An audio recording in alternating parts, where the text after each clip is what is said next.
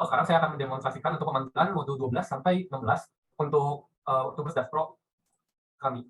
Pertama untuk modul 12 itu top up. Kita memanggil dulu UI-nya dan kita login sebagai admin. Setelah login dari admin, bisa dilihat bahwa role saya admin. Saya call function top up-nya. Misalnya saya akan men-top up yang diri saya sendiri dan input balance 5.000. Bisa dilihat bahwa sekarang saldo saya masih 3.000. Setelah saya top up dan saya save, saldo saya sudah update jadi 8.000. Selanjutnya, untuk modul 13 yaitu modul history, saya harus memiliki user yang memiliki riwayat pembelian, di mana saya harusnya memiliki riwayat pembelian dari harga user ID 3. User ID 3 yaitu halo user. Jadi saya harus login dahulu untuk halo user. Login halo user. Setelah saya login, saya bisa mengecek history. Langsung terprint bahwa user 3 atau halo user ini pernah membeli game bernama Binomo, user ID 3, price, dan purchase-nya terprint semua. Selanjutnya untuk modul help, pertama kita harus login dulu. Bisa dilihat bahwa modul help akan berbeda-beda untuk admin dan juga user. Dan sebelum login akan di-print help untuk before login sama after login ini. Dan jika kita login sebagai user, halo, dan kita print lagi help-nya, bisa dilihat bahwa akan sama yang terprintnya. Lalu kita exit dahulu. Setelah kita exit dan kita login lagi sebagai admin. Dan exit dia. Halo. Dan kita panggil modul help. Bisa dilihat bahwa sekarang sudah berubah help-nya untuk help fungsi-fungsi dari admin. Selanjutnya, untuk modul loader ini, saya langsung praktekkan dengan cara our function ini.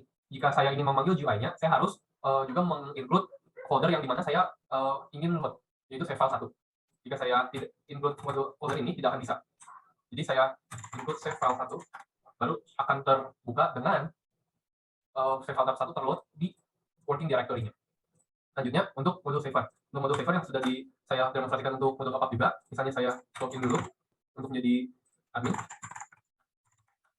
dan saya top up. Untuk yang username saya, Ezekiel, dan saya top up 5.000. Bisa dilihat bahwa saldo saya belum bertambah sampai saya save. Jika saya save dan tidak dengan di new folder, saldo saya akan berubah jadi 13.000. Jika saya save lagi ke new folder, akan diminta folder namanya, misalnya folder baru. Sekarang bisa dilihat bahwa akan ada folder baru yang tercetak. Sekarang saya akan mendemonstrasikan modul 4, 5, 6, dan 7. Di sini saya sudah login sebagai admin, karena modul 4, 5, dan 6 hanya bisa diakses oleh admin, sedangkan modul 7 bisa diakses oleh admin maupun user. Dan di sini juga sudah disiapkan game.csv sebagai database kita. Untuk memanggil modul 4, untuk menambahkan game, kita dapat mengetikkan @_game lalu execute, dan di sini program akan meminta informasi dari game yang kita ingin tambahkan. Misalnya di sini kita ada kasus kosong, maka program akan melakukan validasi dan menyuruh kita untuk memasukkan seluruh atribut yang diminta secara lengkap. Dan ketika kita melakukan input yang lengkap, saya di sini stopnya 21, maka game yang tadi kita sudah input akan berhasil di add. Namun di sini pada database belum berubah. Untuk mengubah database-nya, kita dapat melakukan save terlebih dahulu, dan barulah di sini game yang tadi kita tambahkan sudah ada di database. Lalu modul 5 untuk mengubah game pada toko game, kita dapat memanggilnya dengan change_game lalu execute, dan di sini akan diminta ID game. Apabila kita memasukkan ID yang tidak ada pada toko game, maka akan dilakukan validasi dan print out bahwa there is no game with that ID. Jika kita menginput ID yang benar, misalnya kita ingin mengubah game yang tadi kita baru saja masukkan. Nah, di sini kita bisa menginput atribut-atribut yang kita ingin ubah dan membiarkan atribut-atribut yang tidak ingin kita ubah. Nah, di sini dapat lihat bahwa changing game succeeded, dan ketika kita save, maka informasi dari game dengan ID tersebut akan berubah.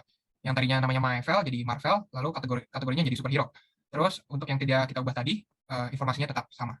Lalu untuk modul 6, yaitu untuk mengubah stok, kita dapat memanggilnya dengan change_stock. Lalu sama seperti modul 5 tadi, ketika kita menginput ID yang tidak valid, maka akan ada pesan bahwa tidak valid. Ketika kita menjalankan modulnya lagi dengan menginput ID yang valid, maka kita dapat mengubah amount yang ingin kita tambahkan atau kurangkan. Misalnya kita ingin menguranginya minus 100, maka akan ada pesan kesalahan bahwa stoknya tidak cukup, yaitu stok sekarang 21 kurang dari 100 yang kita ingin kurangkan tadi. Dan ketika kita misalnya ingin mengubahnya menjadi 0, ya berarti kita kurangin 21, minus 21, dan current stoknya dari Marvel berhasil dikurangin dengan current stoknya 0. Dan ketika kita save, database-nya akan berubah dengan stoknya menjadi 0. Lalu ketika kita ingin menambahkan gamenya gitu, stoknya, maka kita hanya tinggal input amount yang kita ingin tambahkan. Misalnya dari sekarang stoknya 0, kita tambahin 21, maka current stoknya akan menjadi 21. Dan ketika kita save, maka current stok di game.csv akan berubah menjadi 21. Sekian untuk modul 6. Dan untuk listing game, yaitu modul 7, kita dapat memanggilnya dengan list_available_game execute. Dan di sini terdapat 4 pilihan sorting mode, yaitu year plus, year min, price plus, price min. Ketika kita tidak menginput sorting mode-nya, maka program akan secara otomatis melakukan sorting berdasarkan ID secara urut dari yang paling kecil ke paling besar, lengkap dengan header dan parsing yang sudah rapi. Lalu apabila kita menginput lagi dengan sorting mode yang tidak ada gitu, maka akan ada pesan kesalahan bahwa invalid sorting mode, dan program akan meminta input yang benar kembali, sehingga input yang kita masukkan itu benar. Misalnya di sini kita mulai dengan year plus, maka program akan menampilkan game dengan urutan dari release year yang paling tua bertambah hingga ke paling baru. Lalu untuk year minus berarti sebaliknya, dari yang paling baru berkurang hingga ke yang paling tua gamenya. Lalu apabila price plus, dari yang harganya paling murah bertambah hingga ke harganya yang paling mahal. Ketika price minus tentu sebaliknya, dari yang harganya paling mahal berkurang hingga ke harganya yang paling murah. Sekian untuk modul 4, 5, 6, dan 7. Sekarang saya akan melakukan demonstrasi untuk modul 11, yaitu mencari game di toko berdasarkan 5 atribut. Untuk memanggilnya kita dapat mengetikkan search_at_store, lalu execute, dan di sini program akan meminta atribut yang ingin kita filter, yaitu ada ID, name, kemudian kategori, release year, dan price. Apabila kita kosongkan semua, maka semua data dari toko akan ditampilkan semua karena tidak ada yang kita filter berdasarkan atributnya. Lalu misalnya kita ingin filter berdasarkan game ID-nya saja, maka yang akan muncul hanyalah game 001, yaitu binomo, lengkap dengan header dan juga parsingnya. Lalu misalnya kita ingin search filter berdasarkan kategorinya, yaitu RPG, maka akan ditampilkan game dengan kategori-kategori RPG. Lalu misalnya kita ingin filter berdasarkan 2 atribut, yaitu kategorinya RPG, release year-nya 2015 misalnya, maka akan ditampilkan game dengan kategori RPG dan release year-nya 2015. Lalu apa yang terjadi apabila kita menginput atribut yang tidak ada, misalnya gamenya Star Wars gitu, maka program akan melakukan validasi dan menampilkan bahwa tidak ada game di store yang sesuai dengan kriteria yang kita masukkan. Sekian untuk modul F11. Sekarang saya akan menjelaskan modul B03, yaitu tic-tac-toe. Kita dapat memanggilnya dengan mengetikkan tic-tac-toe pada GUI lalu kita execute.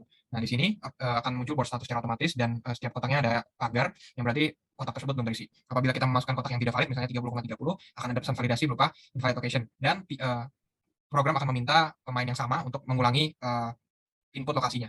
Apabila kita di sini memasukkan 1,1, maka di posisi X sama dengan 1 dan Y sama dengan 1 akan masuk pion tersebut. Dan bila di sini pemain O memasukkan posisi yang sudah terisi, akan ada pesan validasi berupa lokasinya telah terisi, dan O diminta untuk memasukkan lokasi yang valid lagi. Misalnya di sini kita langsung memainkannya. Misalnya di sini O-nya 2, 1, 1, 2, dan 1, 1, 3. Maka di sini X akan menang dan ada pesan bahwa X won secara vertikal dan victory applies to other column. Di sini setiap kali pemain melakukan turn, board status akan otomatis update dan di print out ke dalam layar, sehingga pemain bisa melihat keadaan dari board sekarang, dan permainan akan berhenti ketika ada yang menang, yaitu pada kasus ini adalah X1 secara vertikal. Apabila kemenangan terjadi secara diagonal, di sini akan tertulis diagonal, dan apabila kemenangan secara horizontal akan tertulis horizontal. Dan di sini juga akan tergantung dengan pion yang menang. Sekian untuk modul ini. Sekarang saya akan menjelaskan mengenai modul yang saya kerjakan. Pertama ada cipher. Isinya untuk enkripsi dan dekripsi password yang menggunakan file cipher yang kini itu hard-coded. Namun bisa diganti-ganti sesuai dengan keinginan programmer. Langsung kita tes saja. Kita misalkan masukkan password Noel, dia akan terlihat enkripsinya ini, kalau dari dekripsi di mana lagi. Sesuai dengan password saya di user CSV UN0, jadi tidak plain text gitu. Passwordnya sudah tercipher. Nantinya kita akan mengetes modul modul login. Dalam modul login ini dia akan meminta username dan password. Jadi kalau misalkan kita masukkan asal-asalan username-nya, password juga asal-asalan, dia akan melakukan ini. Lalu selanjutnya kalau misalnya kita login, misalkan yang benar itu proses login. Nah, selanjutnya kita akan tes modul register. Register ini basically hanya bisa digunakan oleh admin untuk menambahkan pengguna dengan role user. Misalkan kita masukkan register, misalkan kita masukkan username tes dan password. Misalkan kita asal-asalan cuma ada semicolon, dia akan melakukan validasi, tidak boleh menggunakan semicolon, karena kalau menggunakan semicolon akan merusak pembacaan database, karena separatornya di CSV ini adalah semicolon. Setelah kita masukkan tes, passwordnya juga valid itu, cuman bisa lihat belum ada user baru, maka kita harus save dulu baru akan terlihat user baru. Misalkan kita save di save file 2, akan terlihat ada user baru. Selanjutnya kita akan melakukan testing pada modul search my game. search my game ini hanya bisa digunakan oleh pengguna berlog user. Maka saya ganti dulu tadi row saya menjadi user dari admin. Nah ini misalkan kita mencari game ID, bisa lihat saya ID-nya nomor 2 dan saya memiliki game 05 sampai 08 yaitu ini. Dan kalau misalkan kita nggak masukkan apa-apa, dia akan nge-print semua game yang kita punya karena nggak ada filternya. Lalu misalkan kita masukkan di sini 15, jangan output semua game yang kita punya yang di sini ada 15.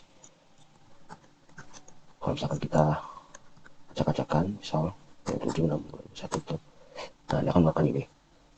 Cuman dia akan mengecek dulu apakah kita punya game di database apa tidak. Kalau misalkan kita memang tidak punya game, dia akan mengupload ini. Dia pakai modul inventory. Oke, mungkin itu untuk modul 10. Tadi untuk modul standar dan juga modul yang berisi implementasi manual fungsi-fungsi yang tidak boleh digunakan bawaan dari Python-nya, seperti length, append, disapa, dislower, dan lain-lain. Ini sudah digunakan di modul lain, bisa lihat import standar. Ini juga.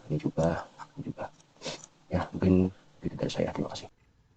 Sekarang saya akan menjelaskan modul F17 yaitu modul exit yang berperan dalam terminasi program. Untuk menjalankannya kita ketik exit kemudian execute. Kemudian akan ada kita akan memasukkan input yang diharapkan Y atau N. Y untuk yes dan N untuk no. Jika kita memasukkan input selain itu, maka akan ada pesan error yaitu input unidentified. Agar dapat diterima, maka sekarang kita masukkan input yaitu Y. Nah, setelah itu akan ditanyakan apakah save tadi akan disimpan. Jika tidak, maka ketik N. Dan program akan terterminasi semacam itu. Sekarang saya akan menjelaskan modul F08, yaitu modul buy game yang melayani pembelian game. Modul ini menerima input berupa game ID. Jika game dengan ID yang bersangkutan tersedia dan belum dimiliki oleh user, maka akan mendapatkan output yang valid, yaitu game is successfully bought. Namun, jika game tersebut sudah dimiliki oleh user, maka akan mendapatkan input yang menandakan error, yaitu seperti ini. You have owned that game.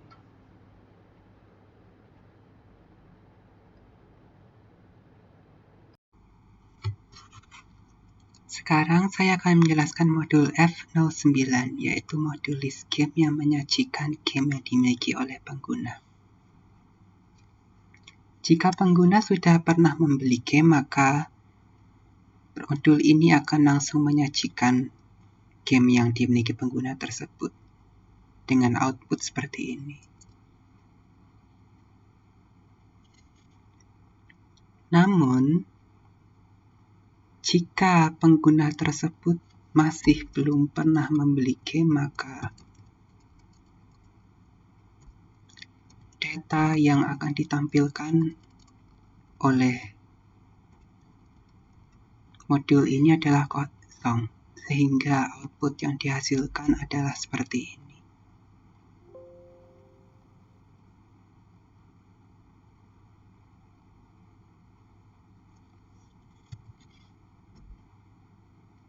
Maaf, kamu belum membeli game. Ketik perintah beli game untuk beli.